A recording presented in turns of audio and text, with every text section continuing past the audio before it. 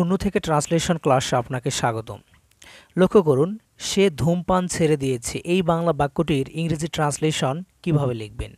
এই বাংলা বাক্যটিকে ইংরেজিতে ট্রান্সলেট করার জন্য আমাদের বুঝতে হবে বাক্যটি কোন সময়ে রয়েছে। দেখেন, ছেড়ে দিয়েছে, ছেড়ে দিয়েছে মানে এটা অতীত হয়ে গেছে। Past indefinite tense. পাস্ট ইনডিফিনিটের স্ট্রাকচার কি? Subject plus V2 plus object. Okay, fine. So দেখেন, যখন দেখবেন কোনো কিছু ছেড়ে দিয়েছে, এই জন্য আমাদেরকে লিখতে হয় গিভ আপ। ওকে, যেহেতু ছেড়ে দিয়েছে এই জন্য আমাদেরকে লিখতে হবে গ্যাভ আপ। ওকে, সো প্রথমে আমাদের সাবজেক্ট খুঁজতে হবে। এই বাক্যটিতে সাবজেক্ট হচ্ছে এই যে সের জন্য আমরা হিউ লিখতে পারি, শিউ লিখতে পারি।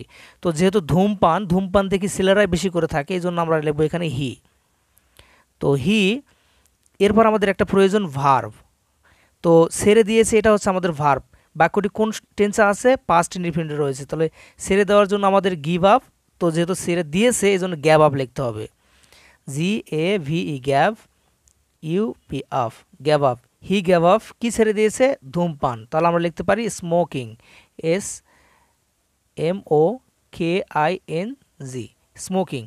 সে ধূমপান ছেড়ে দিয়েছে। এই বাংলা বাক্যটির ইংরেজি ট্রান্সলেশন হচ্ছে হি গেভ আপ স্মোকিং। পরের বাক্যটি লক্ষ্য করুন, সে কাজ করা ছেড়ে দিয়েছে। এই বাংলা বাক্যটির ইংরেজি ট্রান্সলেশন কী হবে? আপনারা কমেন্টে লিখুন।